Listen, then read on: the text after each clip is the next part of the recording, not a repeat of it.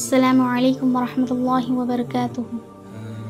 رب اشرح لی صدری ویسر لی امری واحلل عقدۃ من لسانی یفقهوا قولی۔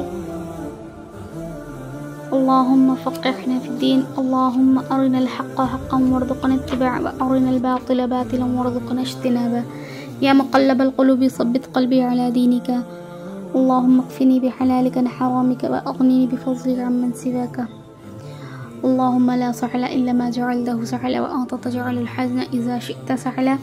کتاب التوحید لیسن نمبر 5، جس کا ٹائٹل ہے توحید کی تفسیر اور کلمہ لا الہ الا اللہ کی شہادت کا مفہوم۔ کسی بات کی گواہی کا مفہوم یہ ہے کہ پہلا انسان اپنی زبان سے جو کچھ کہے دلی طور پر اس کا اعتقاد بھی رکھتا ہو، یعنی یقین رکھتا ہو۔ اعتقاد اسی صورت میں اعتقاد ہوتا ہے جبکہ اس کا علم اور اس کی سچائی کا یقین ہو۔ دوسرا، گواہی کو زبان سے ادا کرنا بھی ضروری ہے۔ تیسرا، اس بات سے دوسروں کو مطلع کرنا بھی گواہی کا حصہ ہے اور زبان سے اس کا بولنا بھی واجب ہے۔ گواہ بھی اس وقت تک گواہ نہیں ہوتا جب تک وہ متعلقہ بات سے دوسروں کو مطلع نہ کرے۔ تو معلوم ہوا کہ اشہد میں گواہی دیتا ہوں کا معنی اعتقدو میں اعتقاد رکھتا ہوں، اتکلمو میں زبان سے اس کا اقرار کرتا ہوں، اور اخبر میں اس سے دوسروں کو مطلع اور خبردار کرتا ہوں ہوگا۔ اور ان تین کے معنی کا بیک وقت جمع ہونا لازمی اور حتمی ہے۔ لا الہ الا اللہ میں لا نفی جنس کے لیے ہے۔ اس کا مطلب یہ ہے کہ اللہ تعالیٰ کے سوا کوئی بھی شخص یا چیز الوہیت کا استحقاق نہیں رکھتی۔ نفی کے بعد الہ حرف استثناء حصر کا فائدہ دیتا ہے۔ اس کا مفہوم یہ ہے کہ حقیقی الہ اور معبود برحق صرف اللہ تعالیٰ ہے، اس کے سوا کوئی معبود برحق نہیں۔ الہ، معبود، بعض لوگ لا نفی جنس کی خبر موجود بتاتے ہیں۔ ایسی صورت میں معنی یوں ہوگا کہ اللہ تعالیٰ کے سوا کوئی معبود موجود نہیں، مگر یہ معنی اور مفہوم صحیح نہیں، اس لیے کہ اللہ تعالیٰ کے علاوہ دوسرے معبودوں کی عبادت ہوتی ہے جو کہ موجود ہے، لہٰذا لا نفی جنس کی خبر موجود کی بجائے بحقن یا حقن ہونی چاہیے۔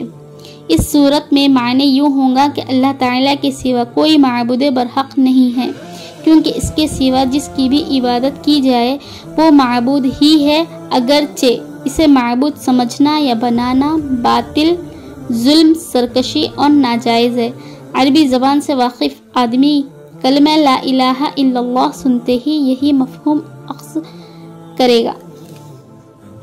اللہ تعالیٰ کا ارشاد ہے، اولئک الذین یدعون یبتغون الی ربہم الوسیلۃ ایہم اقرب ویرجون رحمتہ ویخافون عذابہ ان عذاب ربک کان محظورا۔ یہ لوگ جنہیں وہ مشرکین پکارتے ہیں وہ تو خود اپنے رب کا تقرب حاصل کرنے کے لیے وسیلہ ذریعہ ڈھونڈتے ہیں کہ کون ان کے قریب تر ہے، اور وہ اس کی رحمت کے امیدوار ہیں اور اس کے عذاب سے خائف رہتے ہیں۔ بے شک تیرے رب کا عذاب ڈرنے کی چیز ہے۔ اس آیت میں یدعون کا معنی یعبدون ہے۔ وسیلہ قصد اور حاجت کو کہتے ہیں۔ مطلب یہ ہے کہ یہ لوگ اپنی حاجت اور ضروریات کو اللہ تعالیٰ سے چاہتے ہیں۔ یہ مقصود اللہ تعالیٰ ہی سے حاصل ہو سکتا ہے، لہٰذا وہ لوگ اللہ کے سوا کسی دوسرے کی طرف متوجہ نہیں ہوتے، ان کی توجہ محض اللہ تعالیٰ سے مرکوز ہوتی ہے۔ اس آیت میں اللہ تعالیٰ نے موقع کی مناسبت سے الی ربہم کہہ کر ربوبیت کا ذکر کیا ہے، کیونکہ دعا کو قبول کرنا اور اس کا صلہ دینا ربوبیت کا خاصہ ہے۔ یوں اس آیت سے توحید کی تفسیر واضح ہوئی کہ تمام حاجات و ضروریات صرف اور صرف اللہ عز و جل سے پوری ہوتی ہے۔ وَيَرْجُونَ رَحْمَتَهُ وَيَخَافُونَ عَذَابَهُ، وہ اس کی رحمت کے امیدوار اور اس کے عذاب سے خائف رہتے ہیں۔ یہ اللہ تعالیٰ کے محبوب بندوں کا وصف ہے جو محبت، خوف اور امید کے ملے جلے جذبات کے ساتھ اللہ تعالیٰ کی عبادت بجا لاتے ہیں۔ یہ بھی توحید کی تفسیر ہے۔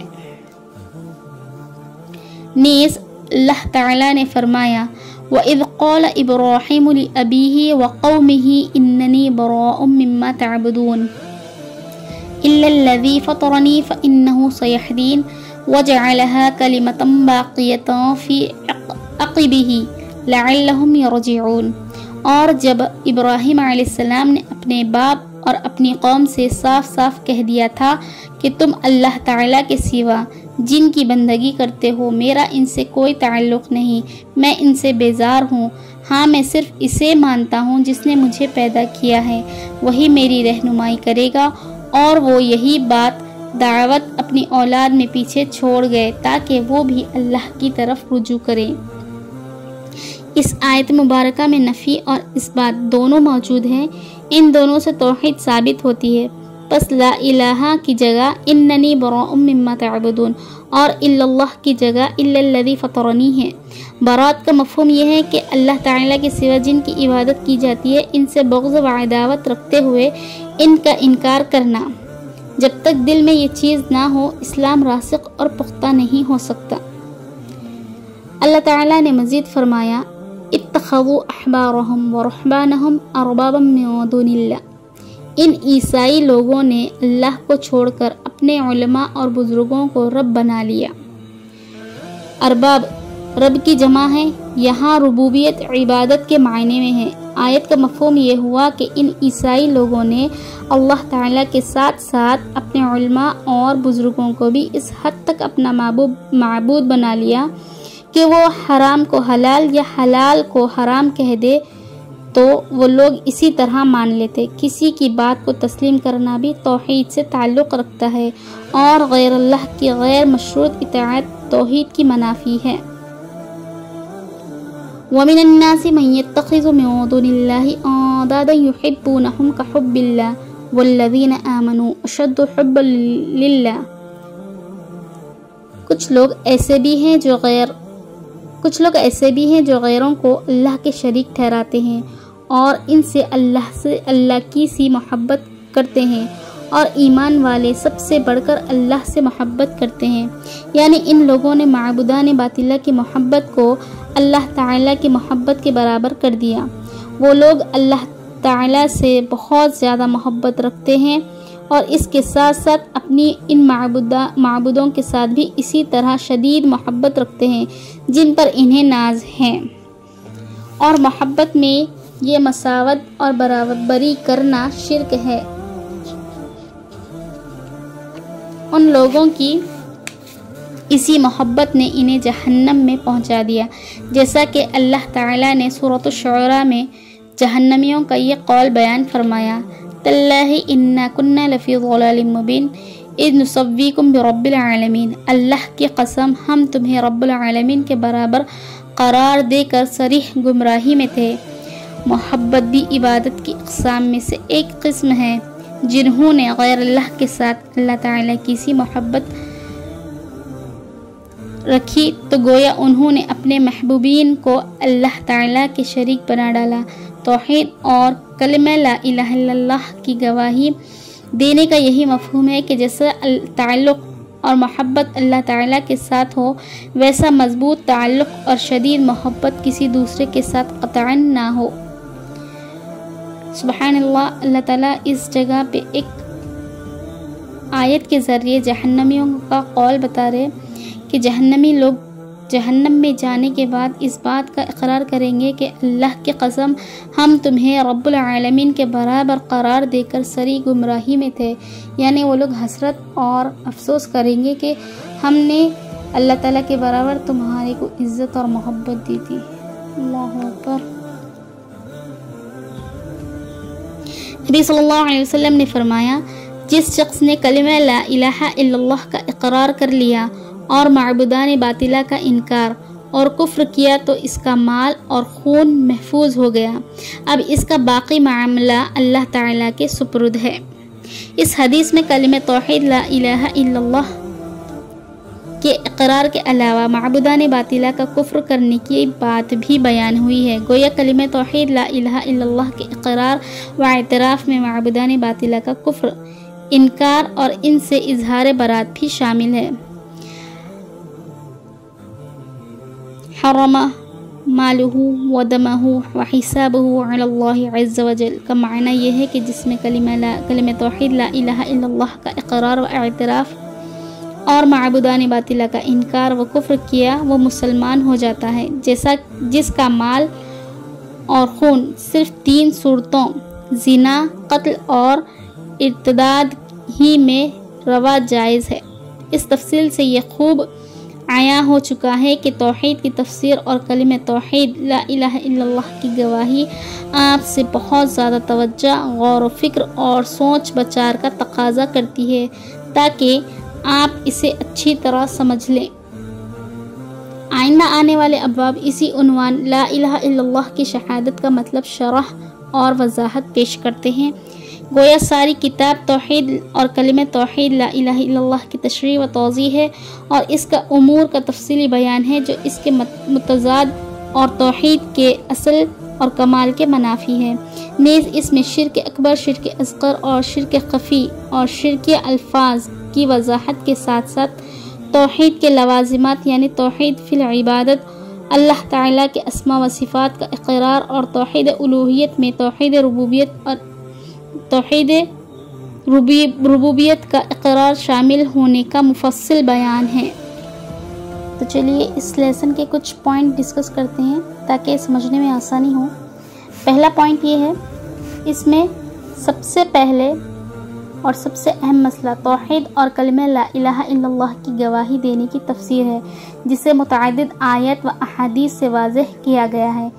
इनमें से एक सूरतुल इसरा की आयत 57 है, जिसमें इन मुशरिकीन की तरदीद है जो सालिहीन और बुजुर्गान को पुकारते हैं। इस आयत में साफ साफ बयान है कि यही शिर्क अकबर है। इसके बाद इस बाब में दलाइल तौहीद बयान करते हुए एक दलील सूरह तौबा की आयत 31 भी है, जिसमें अल्लाह ताला ने वाज़ेह तौर पर फरमाया है कि अहले किताब ने अल्लाह ताला के साथ साथ अपने उलमा और बुजुर्गों को भी रब बना रखा था, हालांकि इन्हें सिर्फ और सिर्फ एक इलाह की इबादत का हुक्म दिया गया था। इसके बावजूद इस आयत की वो तफसीर में कोई अशकाल या अबहाम नहीं। ये है कि अहले किताब अपने उलमा और बुजुर्गों को मुसीबत या मुश्किल के वक्त पुकारते नहीं थे, बल्कि मासियत के कामों में इनकी इताअत करते थे और इसी को माबूद और रब बनाना कहा गया है। और सैयदना इब्राहीम अलैहिस्सलाम की इस बात का भी तज़किरा है जो उन्होंने कुफ़ार से कही थी, इन्ननी बराअुम मिम्मा तअबुदून इल्लल्लज़ी फ़तरनी, मैं तुम्हारे माबूदों से बेजार और ला ताल्लुक़ हूँ, मेरा ताल्लुक़ सिर्फ इस ज़ात से है जिसने मुझे पैदा किया। यूँ इब्राहीम अलैहिस्सलाम ने कुफ्र के माबूदान बातिला से अपने हक़ीक़ी रब को मुस्तस्ना किया। अल्लाह ताला ने बयान फरमाया कि कुफ़ार से इस तरह की बरात व बेजारी और अल्लाह ताला के मवालात व मोहब्बत का इजहार ही कलिमा ला इलाहा इल्लल्लाह की गवाही देना है। चुनाचे फरमाया वजअलहा कलिमतन बाक़ियतन फ़ी आक़िबिही लअल्लहुम यरजिऊन, और इब्राहीम अलैहिस्सलाम यही पैगाम अपने पीछे अपनी औलाद और कौम को दे गए ताकि वो इसकी तरफ रुजू करें। नेज़ एक दलील सूरह बकरा की वो आयत भी है जिसमें अल्लाह ताला ने काफिरों के मुतालिक फरमाया वमा हुम बिखारिजीन मिनन नार, वो जहन्नम की आग से निकलने वाले नहीं, और इनके मुतालिक फरमाया कि वो अपने बनाए माबूदों अल्लाह के शरीकों से यूँ मोहब्बत करते हैं जैसी मोहब्बत अल्लाह ताला के साथ होनी चाहिए। नेज़ वाज़ेह फरमाया कि वो अल्लाह ताला से भी शदीद मोहब्बत रखते हैं, लेकिन इनकी ये मोहब्बत इन्हें इस्लाम में दाखिल नहीं कर सकी। ज़रा गौर करें कि जब अल्लाह ताला और इसके साथ साथ गैर अल्लाह से मोहब्बत करने वाले मुसलमान नहीं तो अल्लाह ताला से बढ़कर शरीकों से मोहब्बत करने वालों या अल्लाह ताला को छोड़कर सिर्फ गैर अल्लाह से मोहब्बत करने वालों का क्या हाल होगा। सुबहान अल्लाह, अस्तग़फिरुल्लाहुल अज़ीम। और एक दलील रसूलुल्लाह सल्लल्लाहु अलैहि वसल्लम का ये फरमान ज़ी शान भी है कि जिस आदमी ने कलिमा ला इलाहा इल्लल्लाह का इक़रार और माबूदान बातिला का इनकार किया, इसका माल और खून महफूज हो गया और इसका हिसाब यानी बाकी मामला अल्लाह ताला के सुपुर्द है। ये फरमान ने मुबारक इन अज़ीम दलाइल में से एक है जो कलिमा ला इलाहा इल्लल्लाह के मायने व मफ़हूम को सही तौर पर वाज़ेह करते हैं कि महज इस कलिमे को ज़बान से अदा कर लेने और इसके मायने की मारिफत हासिल कर लेने اقرار کر لینے اور اکیلے اللہ کو بغیر شریک ٹھہرائے پکار لینے سے مال و جان کو تحفظ نہیں مل جاتا، بلکہ مال و جان کو تحفظ اسی وقت ہی مل سکتا ہے جب اس کے ساتھ ساتھ معبودان باطلہ کا انکار بھی کیا جائے۔ یاد رہے کہ اگر کسی نے ان باتوں میں سے کسی ایک میں بھی ذرا سا شک یا توقف کیا تو اس کی جان اور مال کو تحفظ و امان حاصل نہ ہو سکے گا۔ غور کریں یہ مسئلہ کس قدر اہم، عظیم اور کس قدر واضح ہے اور مخالفین کے خلاف کتنی بڑی قاطع دلیل ہے۔ اللہ اکبر۔ یہاں ایک اچھا فائدہ سمجھ میں بھی آ رہا ہے اور بہت زیادہ نقصان بھی ہے۔ ایک تو ہماری جان اور ہمارا مال اللہ تعالیٰ کی حفاظت میں رہے گا اگر ہم لا الہ الا اللہ کو ہر اچھے طریقے سے اقرار کرتے ہیں، اس کی پوری طرح سے اس کے شرائط پر اترتے ہیں۔ اس کی شرائط میں سے اترنے کا ایک مطلب یہ بنتا ہے کہ ہم جھوٹے معبود کا انکار کرنا اور ان سے بیزاری ظاہر کرنا، یہ بہت زیادہ ضروری ہے۔ یہ نہیں کہ ہم ایک طرف اللہ تعالیٰ کی عبادت بھی کر رہے ہیں، دوسری طرف غیر اللہ کو بھی کہیں نہ کہیں اپنے دل میں کچھ نہ کچھ ایک سافٹ کارنر رکھے ان کے لیے، تو اس کا مطلب یہ ہے کہ آپ مومن ہو ہی نہیں سکتے، آپ اسلام میں داخل ہی نہیں ہو سکتے جب تک کہ آپ کے دل میں غیر اللہ کی ذرہ برابر بھی محبت ہو یا ان کی تعظیم ہو۔ الحمدللہ آج ہمارا 5th لیسن بھی کمپلیٹ ہو چکا ہے۔ میں امید کرتی ہوں کہ آپ لوگ اس چیز کو اچھے سے سمجھ رہے ہیں اور اس سے فائدہ لے رہے ہوں گے۔ تو چلیے، جزاک اللہ خیر۔ السلام علیکم ورحمۃ اللہ۔ اگر یہ ویڈیو آپ کو فائدہ دے رہی ہے تو please like, share and subscribe کریں۔